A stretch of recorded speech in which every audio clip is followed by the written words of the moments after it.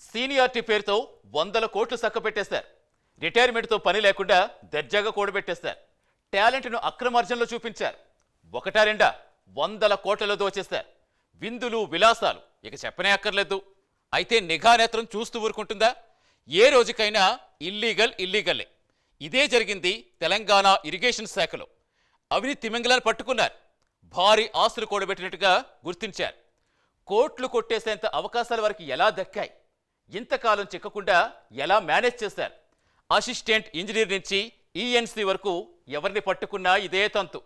కొట్టేసిన కోట్లు చిట్టా చూస్తే కళ్ళు బైర్లు కమ్మాల్సిందే. వివరాలేంటో ఇప్పుడు చూద్దాం.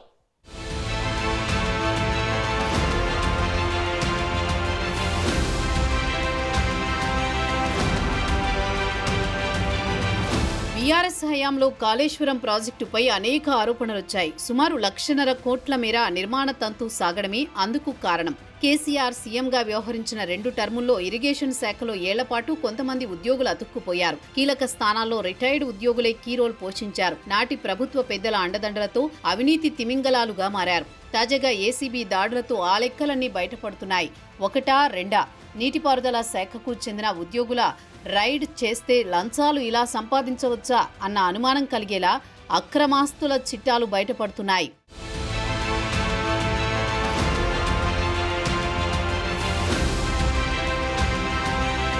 ఆరోపణలపై దృష్టి పెట్టిన ఏసీబీ నింపాదిగా వివరాలు సేకరించింది. వాటన్నింటినీ బయట పెట్టేందుకు రెడీ అయింది. గడిచిన 3 నెలలుగా ఒక్కొక్క అవినీతి అధికారిని టార్గెట్ చేస్తూ దాడులు చేస్తున్నారు. తాజాగా నీటిపారుదల శాఖలో పెద్ద అవినీతి అనకుండా ఏసీబీ వలకు చిక్కింది. ఇంజనీర్ ఇన్ చీఫ్గా పనిచేసిన ఉద్యోగ విరమణ పొందిన మురళీధర్రావును ఆదాయానికి మించిన ఆస్తుల కేసులో అవినీతి నిరోధక శాఖ అధికారులు ఆయన్ను అదుపులోకి తీసుకున్నారు. బంజారాహిల్స్లోని ఆయన ఇంటితో పాటు మరో 11 ప్రాంతాల్లోనూ ఏకకాలంలో సోదాలు నిర్వహించారు. కుటుంబ సభ్యులు బినామీల పేరిట ఉన్న చరా స్థిర ఆస్తుల్ని గుర్తించారు.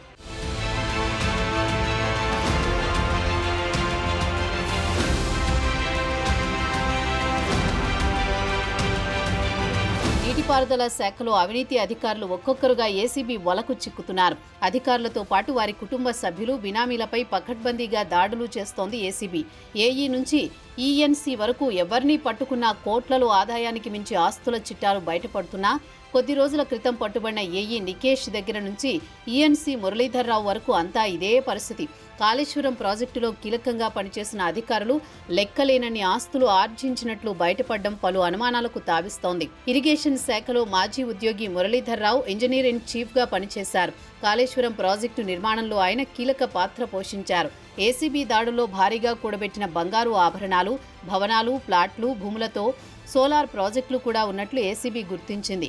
మురళీధర్రావు కుమారుడు అభిషేక్ రావుకు చెందిన హర్ష కన్స్ట్రక్షన్ కంపెనీకి కాళేశ్వరం నిధులు మళ్లించారనే ఆరోపణలున్నాయి. ఈ క్రమంలోనే బినామీ లావాదేవీలు, వర్క్ ఆర్డర్ అక్రమాలు కూడా వెలుగులోకొచ్చాయి.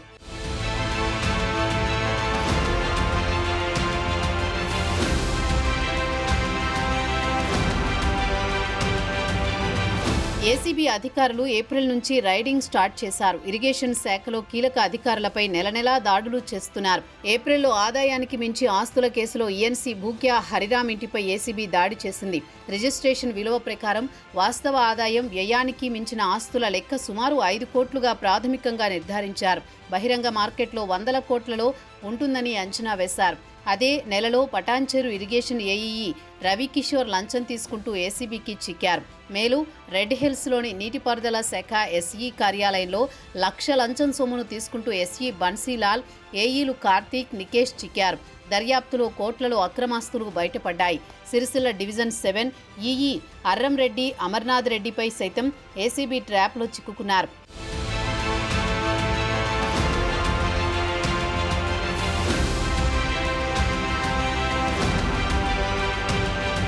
ఈఎన్సీ మురళీధర్రావు ఆస్తుల చిట్టా చూస్తే ఔరా అనాల్సిందే. ఓ ప్రభుత్వ ఉద్యోగికి ఇంత లంచం వస్తుందా అన్న అనుమానం కలగాల్సిందే. మోకిలలో 65 కోట్ల విలువైన స్థలం ఉంది.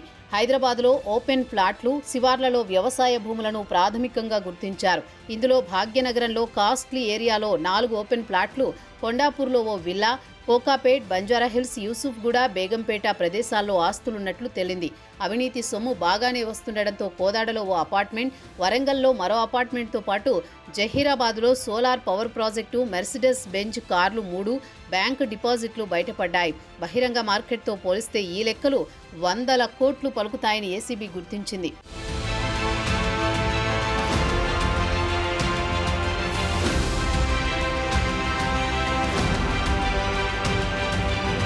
ఇక మరో అవినీతి తిమింగలం పేరు శ్రీధర్.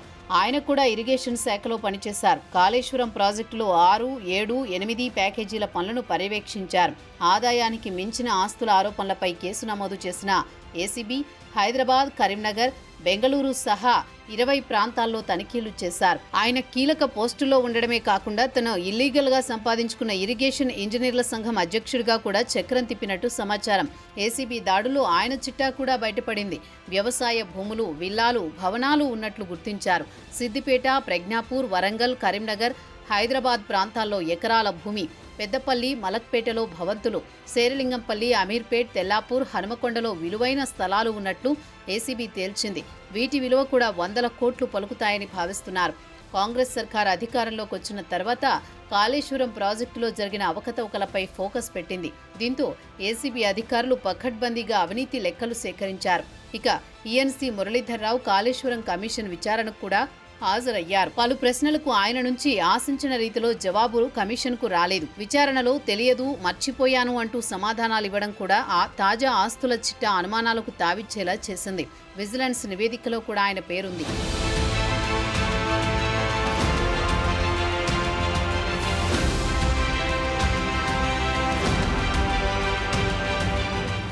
రేవంత్ సర్కార్ తీసుకుంటున్న నిర్ణయాలతో ప్రభుత్వ సొమ్ము బెక్కేసిన అవినీతి రాజ్యాల లెక్కలు ఒక్కొక్కటిగా బయటపడుతున్నాయి.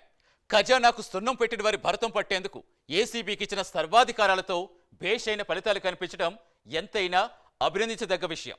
రాగల రోజుల్లో ఇంకెవరి అక్రమార్కుల జాతకాలు బయటపడనున్నాయో వేచి చూద్దాం.